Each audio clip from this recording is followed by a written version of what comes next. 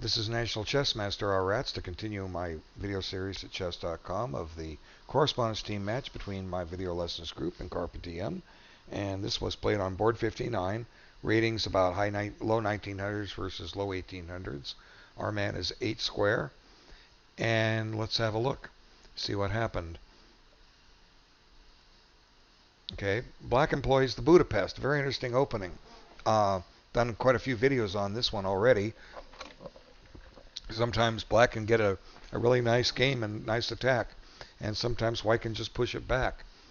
They did follow opening theory for a while, and here White has to cover f2. But Black has played this. He's going to get back his pawn on e5. There's other ways to play this. I'll leave that to you to prepare for it as White or Black, depending on which side of the board you're willing to meet this with. But Black's getting easy free development for his pieces. White is too. This bishop's a little bit of a problem. It doesn't have a lot of activity. But White looks to get it on a long diagonal where it could find some play. Black centralizes his rook. And here he takes b5 away. Again, I'm not sure. Let's see. Maybe he figures if the knight comes to a4, he'll preserve this bishop.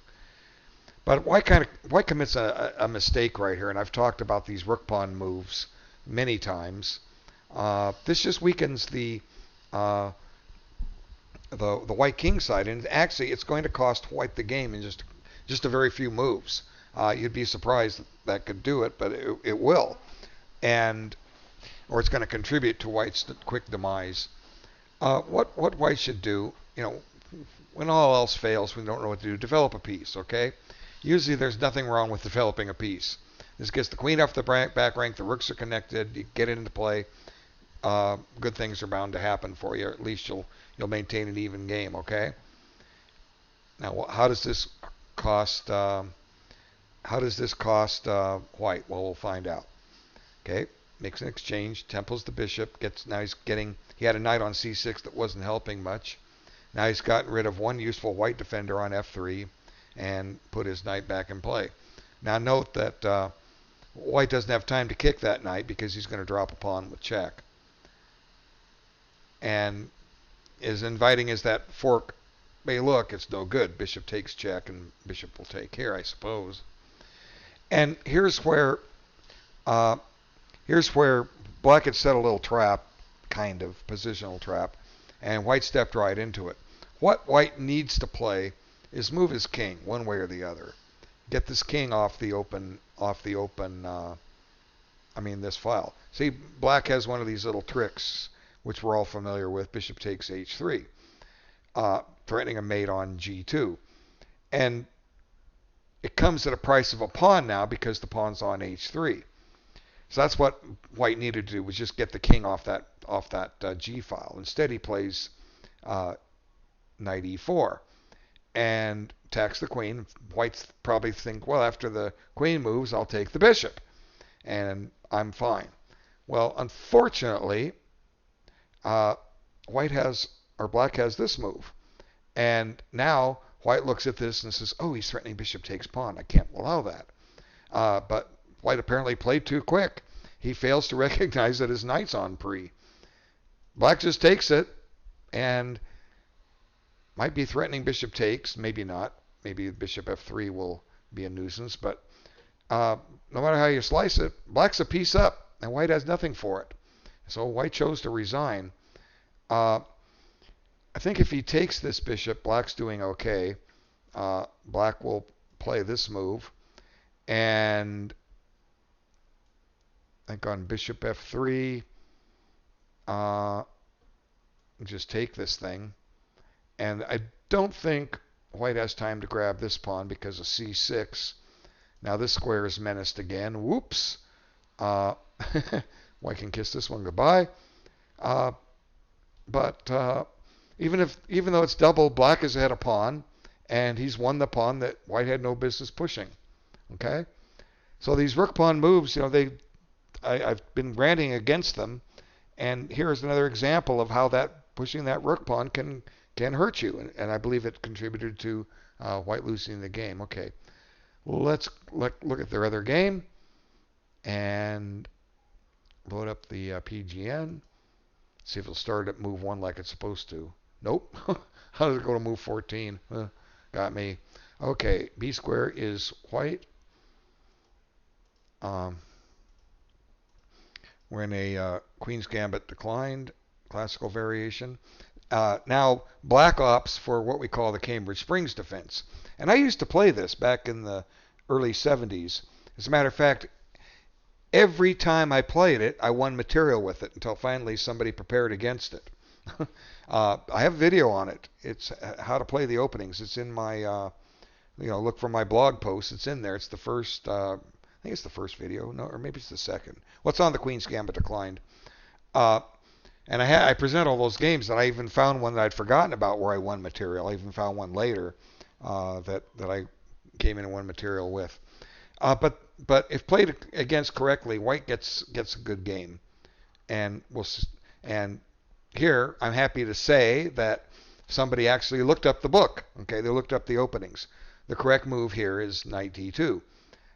Just break this pin nonsense before it starts. And my other video explains all the ways that white can go wrong, and I'm not going to show them here. Go look at that video. Have some fun with it. It might provide a nice little interesting defense for those you that want to play black in this position. How can you not want to investigate an opening that I won material with every time? How can you not? Okay. And now queen c2 and castles. Now, white's played this correctly. Here's the problem with this opening for black. What do you think it is?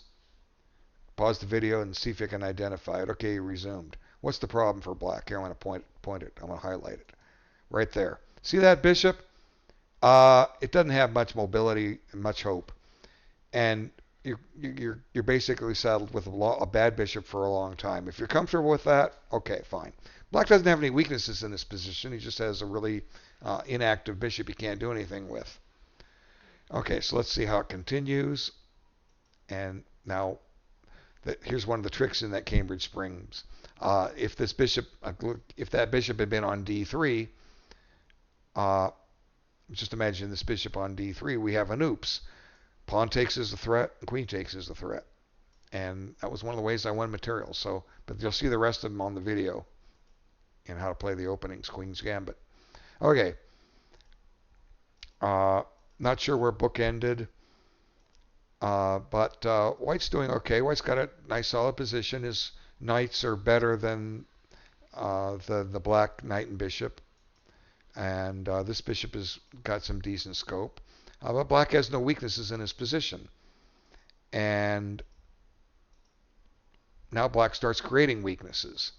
Okay, e6 is a problem. And this is going to bite him here in a little bit. We'll see. Not yet. And white constructs a new plan. And this is not a plan I would go for. And we'll see why in a moment. I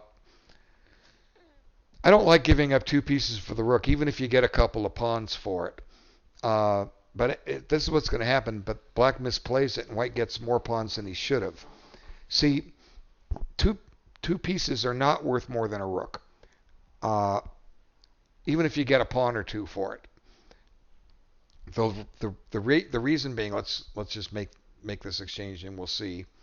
Okay, he sacrificed a piece now, and now white takes on e6. Now black's got to play this accurately to minimize the damage.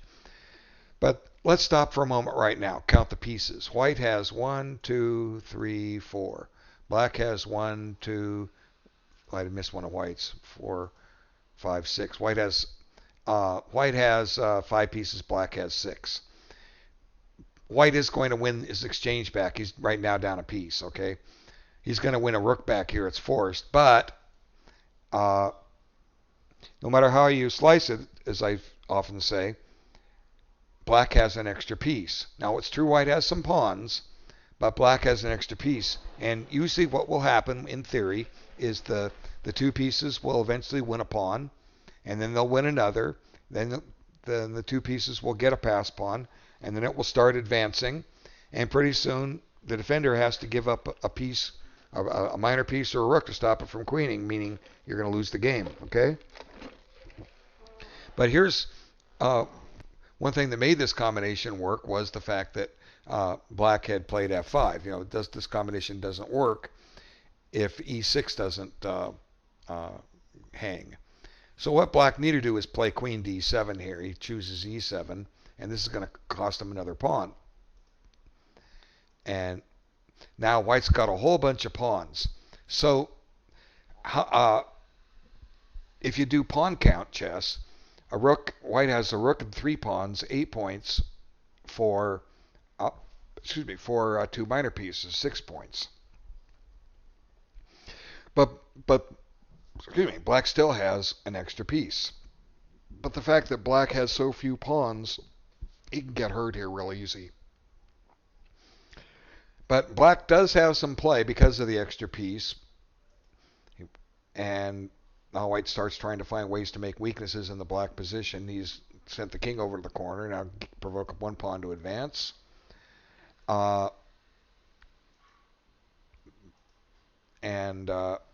White just slowly trying to improve his position.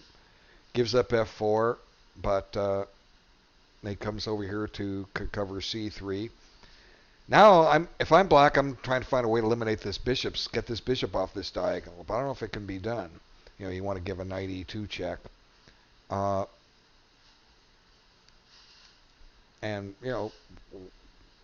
can black really do? As I said, the minor pieces have to go win a pawn. It's hard to find a target here. d4, pile up on d4. Well, you can't right now. Try to pile up on e4. It's unprotected. Well, white has resources. He can always cover it with f3 if need be. So it's not clear how black's going to make any progress here, and white's just slowly but surely, methodically taking space. He cuts off the mate threat and tucks the king in the corner. And now white utilizes the c5 square. That's a really strong square for white. Black can't control it. Can't keep white out of there. And now black abandons hope of trying to administer his own mate, goes into an ending, or closer to an ending. We're still in the middle game, but we're on the edge of going into an ending. One more piece exchange, and we're in an end game. Okay, we're still in the middle game. 2 pieces or less on each side is an end game. 3 pieces on each side is still a middle game. Well, it'll be 2. If white trades the rooks, it'd be a rook and a bishop against 3 minor pieces. I think that's an ending. I don't think it's a middle game because one side has 2 pieces. Long story for identifying end games and middle games. Doesn't really matter. But usually 2 pieces or fewer on one side, you're in an ending, usually. Of course, if you're really getting slaughtered, you could be in the ending while your opponent's still in the opening, huh? Right? Lose all your pieces and not take any? Wouldn't that put your opponent in the opening and you in the middle game? Or in the ending? Might. And white's just looking to make more trades, and there's not much black can do about it. There it is. And now on rook d6, black realized he's going to drop another pawn here, and he just doesn't have any play here, so black opted to resign. So what went wrong for black here? I guess the sacrifice is not one I would necessarily make or I'd look for, but I guess on further scrutiny, it is quite playable, and it comes down to the fact that black had weakened the e6 square. So we go back to this position. As I was saying, black had no weaknesses. What went wrong? He weakened e6. That's what went wrong. What could black do? Well, let's just try to trade pieces. Let's just stay solid. Let's not make any weaknesses in our position. Okay, now white can play knight c5. He doesn't have to trade pieces. This might be a chance for black to trade. Give up the bishop. Now white has 2 ways to retake. If you take with the c pawn, black gets e5 in. Suddenly his bishop's got a diagonal. White has the d6 square, but black's found a way to get his bishop activated. Now he can't go to f5. I'm just illustrating that the bishop can now breathe.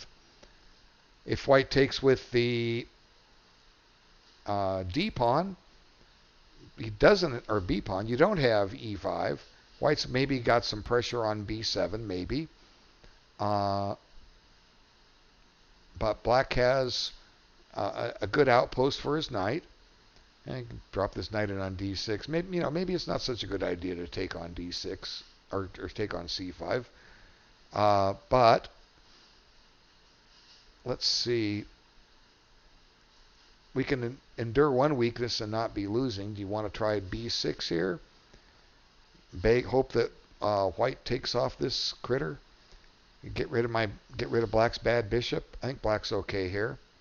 Well, maybe not. Let's see. Knight E5. You're gonna have to endure a pin. No, you can't do that. Okay, so but we don't have to play B6. You play Rook E8, or Rook D8 rather. Rook FD8. What's white do? Well, try to improve his position. Let's put the bishop here, tie the knight down to defending H7. Okay, well, if anything, black can play H6, okay? Doesn't have to. He can play a move I was going to think about, bishop E8. And the idea is just we're saving this bishop for much, much later. And we're going to try to get something going with it later. Here it still keeps an eye on C6. Maybe black can afford to then play a B6 move and drive that knight out of that strong square. And black plays with one weakness, but he's got it covered. And you need two weaknesses to win a game. One won't do it. So I try to at least show alternative lines, teach you how to analyze, how to set up the board and start considering other plans. This is how you do it. You just start moving the pieces around, just like I'm doing. I mean, I did a quick run through of the game before I do the video, and get a feel for what's going on, check for major blunders, missed opportunities, things like that. And then I just start analyzing, just like you should start analyzing. How do you analyze? You move the pieces around. You look for active plans. You'll analyze blunders. You'll analyze moves that will lose for you, but that's okay. You're always analyzing moves that lose for you. Anytime you play a game, you rightly reject moves because, I can't do that. He's going to kill me. And then you find the right move. So the more you analyze, the more you get immersed in chess. Next time you go down to play a game, eventually it's going to tell for you because you're just getting used to playing a lot of chess. So granted, black doesn't have anything. That's one thing about the Cambridge Springs. I said that in the beginning. Black either wins a lot of material with it, a lot of games because he wins material, or white gets a nice advantage of the first move. That's what white has here, but that's all he has. With proper play, black should be okay. All right, still got a ways to go to catch up. I'm doing the best I can. Bear with me. Your game, if you finish your 2 games, your game will appear. I will talk to you all soon. Thanks so much for your time. Bye.